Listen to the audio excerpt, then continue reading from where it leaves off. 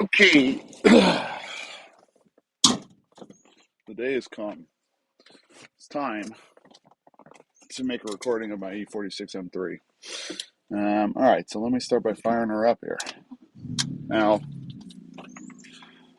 I pre-warmed it up because these things take a good 5-10 minutes to get to sort of temperatures where they'll actually let you rev.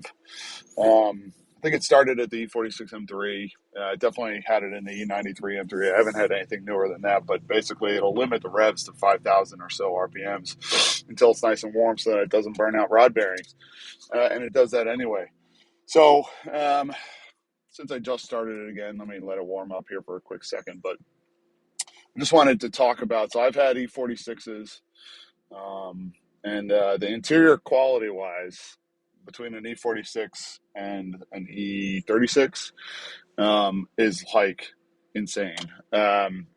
This car is probably 20 years old now since it left the production line, and the interior really holds up really really well. Quality wise, there's none of the like sort of separation of plastics like the E36s had. The seats still feel basically brand new. I mean, there's no tears or anything on here. This car's got 124,000 miles on it. Other than it seems like they were trying to sort of start to get into like soft touch stuff, and they sort of applied like some sort of, I don't know, it's almost like paint to some of the plastics that has started to peel off on this car. It's on the little, I don't know, whatever you would call that. It's not a sunglass holder. It's on the cigarette sort of cover thing. That stuff has sort of started scratching off. I don't know why somebody was so aggressively attacking this, but that stuff has started scratching off a little bit around the cup holders and in here where the e-brake handle is. It started scratching off a little bit. But for the most part, it's in really, really great condition. The steering wheel's in good condition. Some of this trim kind of starts to fall off a little bit. It feels like I could just pull that off with my finger, but I'm not going to, obviously. But other than that, I mean, there's even like little armrest things that have held up really well. A lot of times on these older cars, that stuff tears, but it hasn't done so. Interior feels, this section right here feels very E36y. But it's got a little glove compartment, or whatever you want to call that, a little compartment. I've got a USB charger in there. That's about all it can fit. So anyway, this is my E46 M3. Now, obviously, it's a convertible. It's not a hardtop, which will annoy the purists. But I don't care. I think a convertible makes a car about 1,000 times more fun, just typical driving speeds. And I'm never going to track the car. So I don't care about chassis stiffness. And even for just like back road ripping around, thing does totally fine for me. So let's take it for a spin. Let me throw up. So I will say I've got both windows up, and I've got the rear wind deflector thing here, which was like the best purchase I've ever made for a convertible, because you can really drive this thing. It's not a particularly warm day today. I mean, it's maybe 50 degrees, something like that. And I can drive this thing totally comfortably without even having the heat on. It's got heated seats anyway, but I won't be needing them today. So one thing to talk about on this car is it's a rever. The car is really, I don't know, those who don't know the E46 M3, it revs to 8,000 RPMs, naturally aspirated. So right off the line, it's got absolutely nothing. I would not want to take this car drag racing because I don't know what my 60-foot would be, but I imagine it would be a Millennium. So like right off the line, it almost always every time feels like I'm going to stall this car until I hit about 2,500-ish RPM. And then it wakes up, and off we go. So this car, I don't know if you guys can hear it through the audio here, but it's got an aftermarket exhaust on it, which sounds ridiculous / amazing. If I was driving this car every day, I don't know that I would want that exhaust on there. But for the use case that it has with me, which is just for cruising around on a day like this, it's absolutely fucking awesome. I love it. I mean, it sings, at lower RPMs. it keeps you reminded that it's there, but it's not screaming at you. And then at higher RPMs, it absolutely screams. Um, so it looks like it's going to be low RPMs for the next few minutes here because I'm behind two massive pickup trucks that are going to go speed limit and not a mile an hour faster. So I guess this is a good opportunity to talk about sort of comfort and just using this car as like a daily driver. I mean, I'm 6'2", 200-ish pounds, probably a couple pounds over that now because I just got back from vacation. But I fit in this car really, really well. Now, I wouldn't really want to drive around too much with the top up. It feels like there's not a whole ton of headroom left for me when I've got the top up on it. But right now, it's fine. I mean, it's fit wise. I've driven this car a couple hundred miles at a shot, and been totally, totally comfortable. I mean, BMW does a really great job of making bigger people fit in smaller spaces. Um, so this is one of those cars that's super, super fun, but you can also daily drive it. I mean, if I didn't have to go sit in traffic to go to downtown Boston all the time,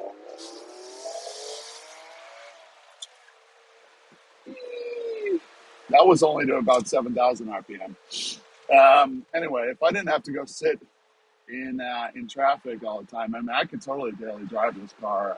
Obviously, I don't feel like driving a stick shift in 45 minutes worth of bumper to bumper traffic every morning, but I could if I wanted to. But if I didn't have to do that, I mean, this could totally be my only car. I mean, it's got back seats for the dogs. Super comfortable. I've driven it, like I said, I've driven it a couple hundred miles at a shot and been totally fine. So they're really great cars for that sort of capability. Now, with that comes, this is going to sound odd for me to say, but there's a little bit, when I went from a Z3, if anybody has watched my other reviews, I had this little 1.9 Z3 that felt much more connected to the road in that at very low speed, you still could have fun. Now, this car does not really get exciting until, I'm going to be honest, well over speed limit. I mean, so I'm at 4,000 RPM, 5,000, 6,000, 6,500 RPM, and I'm at 30 miles an hour now. Now I've finally shifted into second, and I'm at relatively low RPM in second, so the speed limit's 35.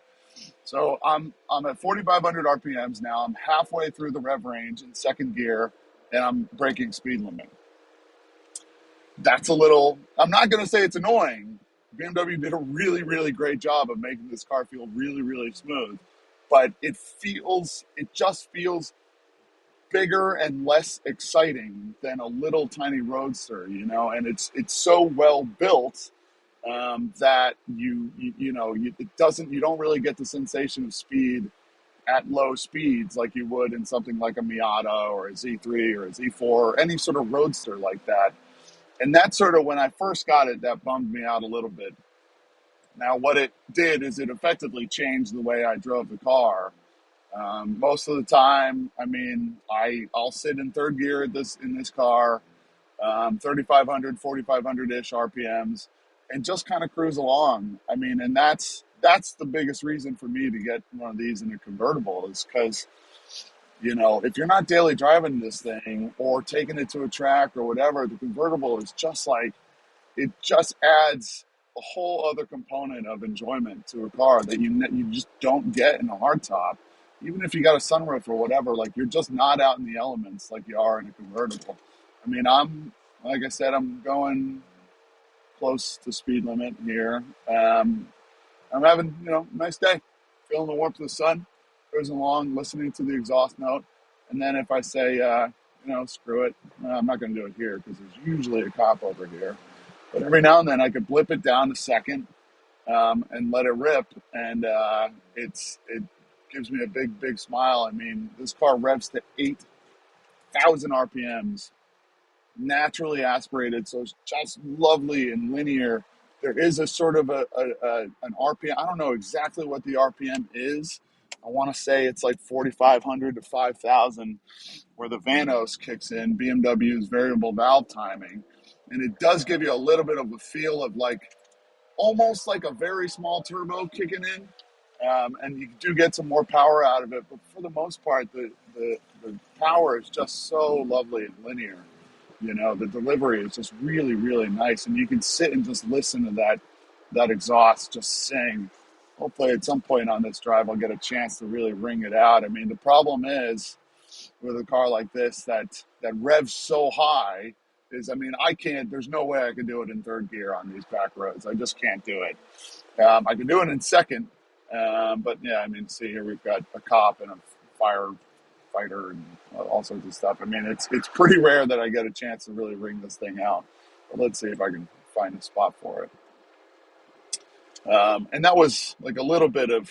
I'm not gonna, again, it's not a disappointment. You know what I mean? The car is really, really amazing, but it's rare that you really get to sort of let the old girl sing, and that is part of the reason that I like the E46 is that from time to time you can actually wide open throttle this car on back roads. It's got 330 horsepower, which is totally enough for back roads. Any more than that, my E93, I almost never got to wide open throttle that thing because you need a mile of runoff space, in order to be able to do it. And just on typical back roads, it just doesn't exist. So this, I think that if you're looking for a back road cruiser, somewhere, above 300 for sure, you need more horsepower than 300 horsepower, and you need more horsepower than 330, but not much more for back roads. You know what I mean? I mean, something like 350 to the wheels, maybe 330 to the wheels. I don't know what these things actually put down to the wheels. I think that BMW might have underestimated them a little bit. I don't remember. Yeah, I mean, it's right in the perfect range. Now, if you're a total speed freak and you like going drag racing and stuff, like, this is not the car for you. It's not a particularly fast car. I mean, I think it runs low 13s quarter mile time, which it's just, it's going to be fun for the first, I don't know, off the line and maybe a few, I don't know, 100 or 200 feet. But then the horsepower it feels like it's sort of lacking a little bit. I mean, I'm not going to, but again, I'm coming from, stuff like AMG Mercs and even just the E93. All right, let's see if I can open it up here. Revs and revs and revs. Oh, it's fantastic. But with that, now I'm going 70 miles an hour in second gear in a 70 mile an hour speed zone. Sure. So, but it's just so great. I mean, and I was able to wide open throttle it there, but any more power than this, and no, it's just a no-go, for back roads. Obviously, you can rip, something with more power than this on the highway or whatever. Maybe you got like a really nice sort of winding route, with high speed limits and whatever. I mean, look, I'm not claiming that I stick the speed limit, but you got to sort of somewhat adhere to it from time to time. I mean, I try to not double it, you know what I mean? And I was just going 70 miles an hour in second gear. It's a funny thing with these E46s M3s. They just like, the stick shift almost has no use.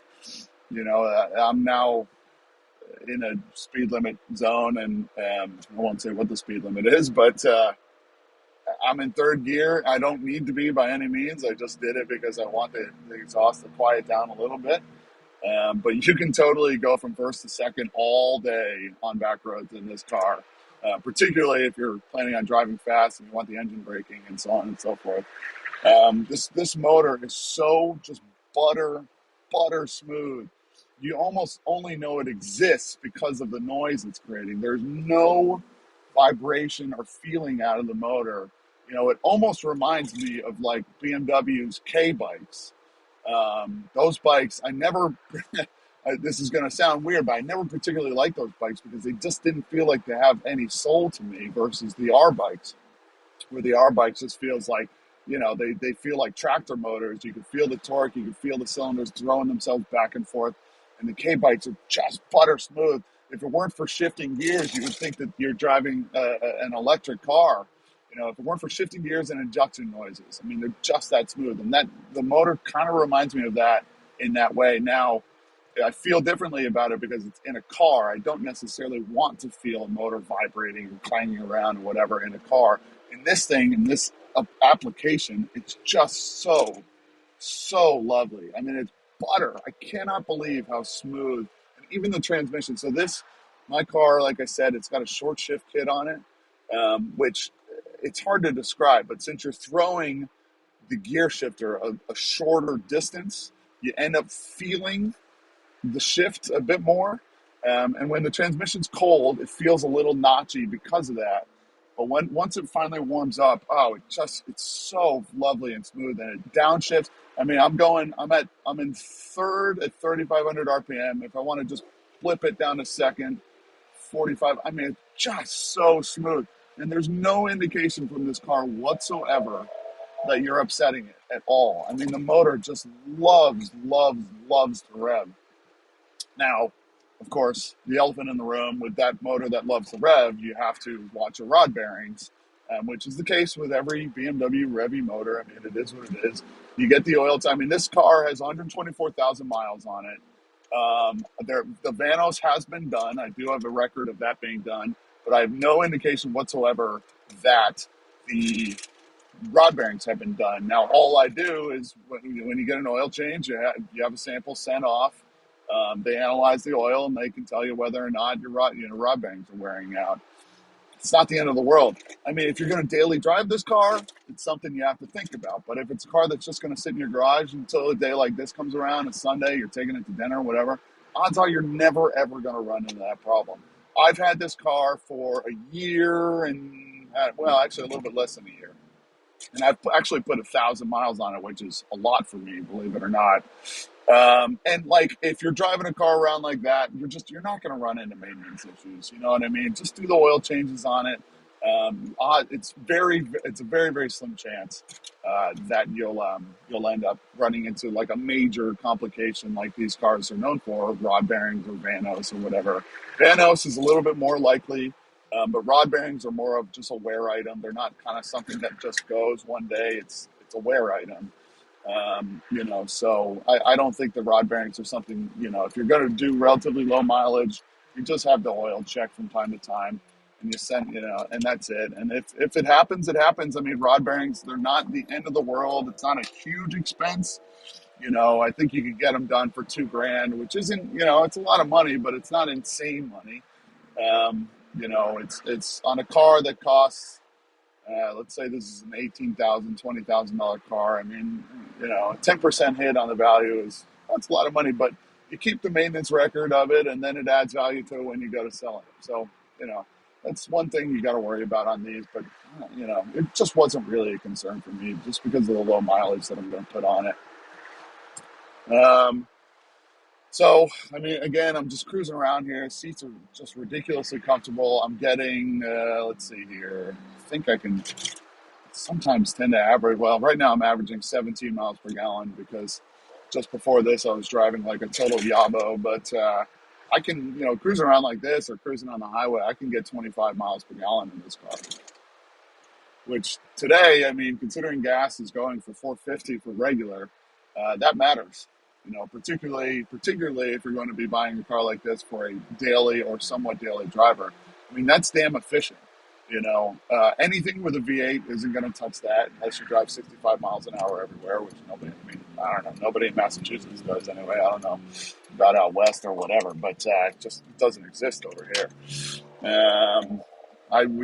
In Massachusetts, we drive 80 everywhere. That's kind of how it goes. So 25 miles per gallon, 30 miles per gallon at 80 miles an hour is damn fine. I mean, this car is it's just so lovely to drive around. The only thing that I wish that I got out of this car was a little bit more of that sensation of speed at lower speeds. I mean, it's like I said, it completely changes the way that I drive it, since there's really no excitement to be had at 30, 40 miles an hour. I just kick back and relax, I mean, this is just a nice day. And like I said, so let's see, what's the temperature out today? It's 52 degrees. I've got a hoodie on. Sun's out, and I've got the heat is not on at all. Heated seats are not on. It does have heated seats. They still work, which after 20 years is pretty damn good, but that's a German thing. I mean, only American cars, heated seats fail after like 5 years. Yeah, so I'm just cruising, having a nice day, man. You know, let's see, maybe I'll give you guys a second to just listen to this exhaust. So I'm gonna blip it here.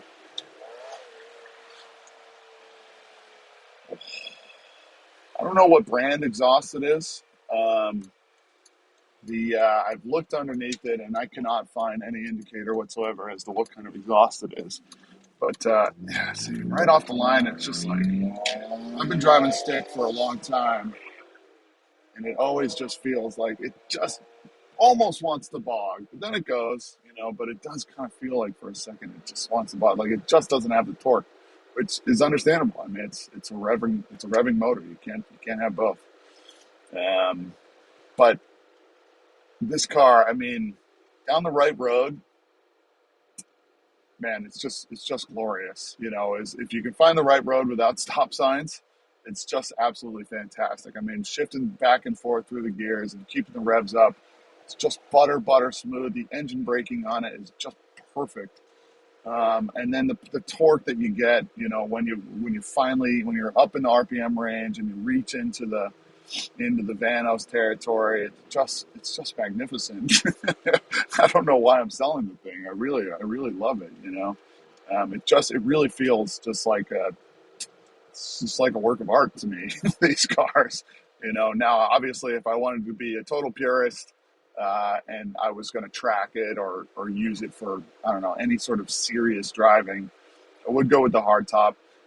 You can feel that the convertible is a little floppier than the hardtop is. And then there's shit like, there's just, well, this, I feel like this just comes with M cars in general. There's a little bit more rattling, whatever, but on the convertible, there's even a little bit more rattling than a traditional M car because it's looser than a hardtop, you know? But it's really just absolutely magnificent. Now, I haven't driven an M2. I'm interested in that car just because I think they're over 400 horsepower, or maybe just touching it. And I've heard that that's sort of some of the best that BMW has to offer, but I don't know. It's a really, really hard argument for me. I mean, the thing is, this is naturally aspirated 330 horsepower. There's no nonsense there's no turbos. And I know most of these companies are able to more or less negate turbo lag, but it's not totally negated. It's never, ever totally negated. I had a Ford Raptor that I fucking hated the engine and transmission on because it was constantly searching for power. It's a 10-speed transmission, which is part of the problem. And B, there's just always a little bit of lag. And sometimes I feel like when you're running a car that has turbos and you go to hammer it, it's by the time the turbos have kicked in, it's almost like the moment has passed, you know? Unless it's a big displacement car that's got the torque.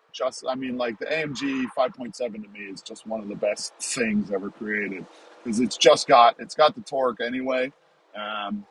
And then the turbos just fucking add so much power on the high end. I mean, those cars just are magnificent, but they're utterly useless on a road like this. I mean, I've got 7 cars in front of me, one of which is going 45 miles an hour, and that's it. So there's no point in a car like that. Now this, if I want to back off a little bit, I can totally wide open throttle it for 2 seconds, 3 seconds, whatever.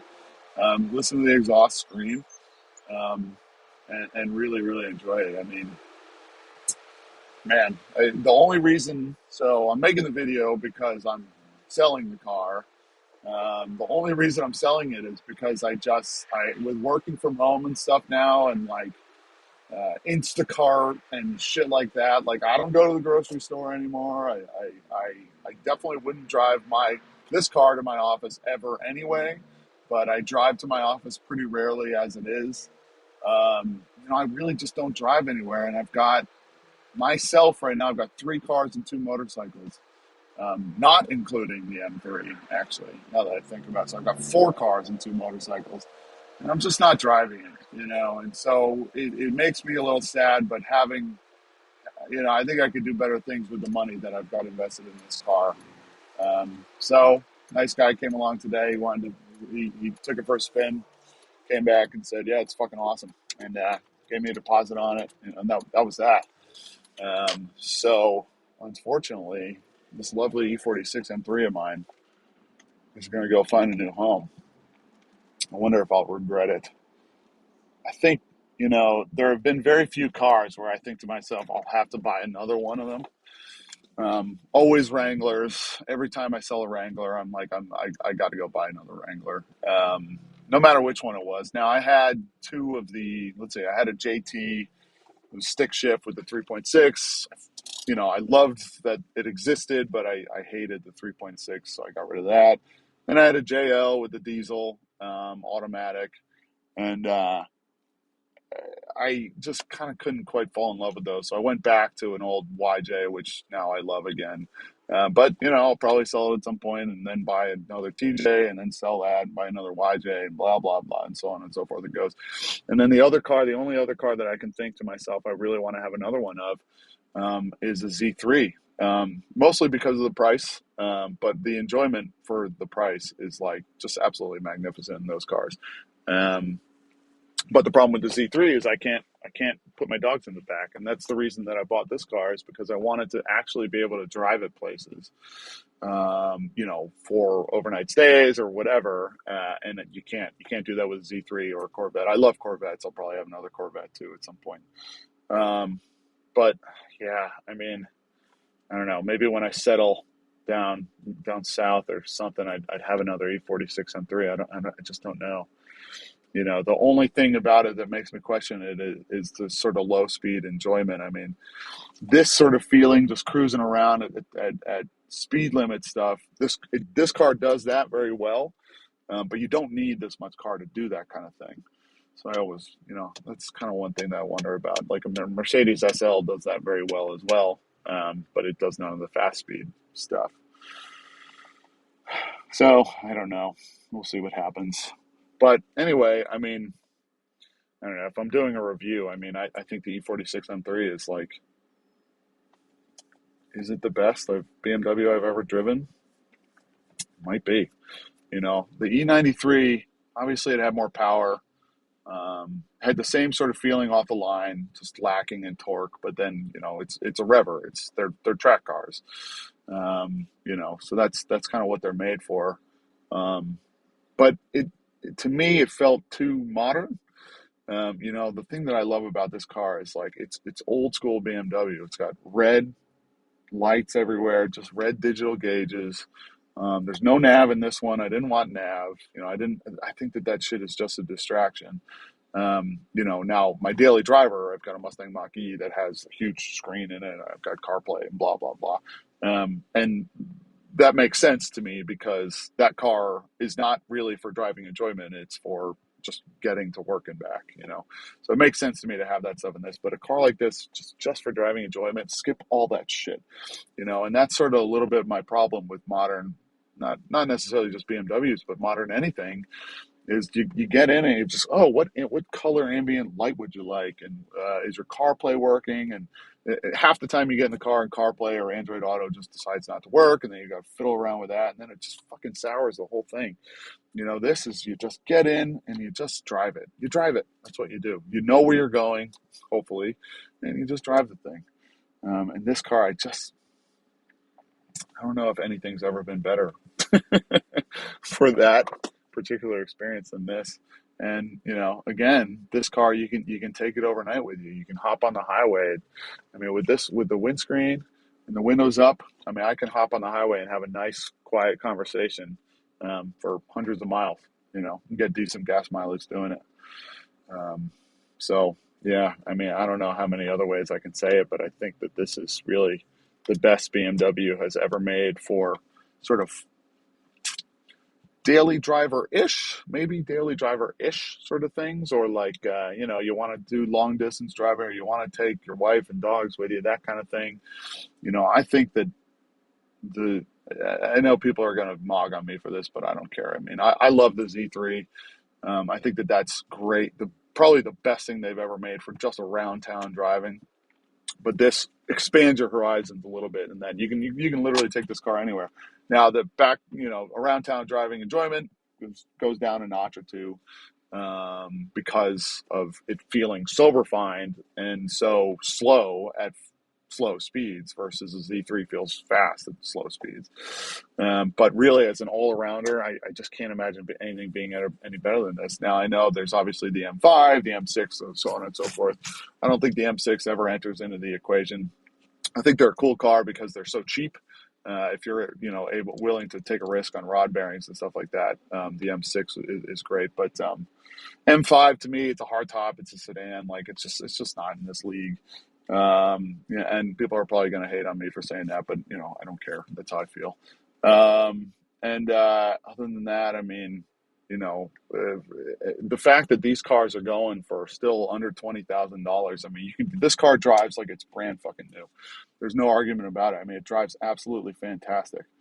So the fact that these cars are still going for under 20 grand to me is just like nuts. Um, so I don't know if you've been thinking about something like this. I mean, hop on the E46 train, and I think if you grab one of these and hold it for 10 years, like you'll double your money easily. You just have to. I mean, they're such great cars for the value.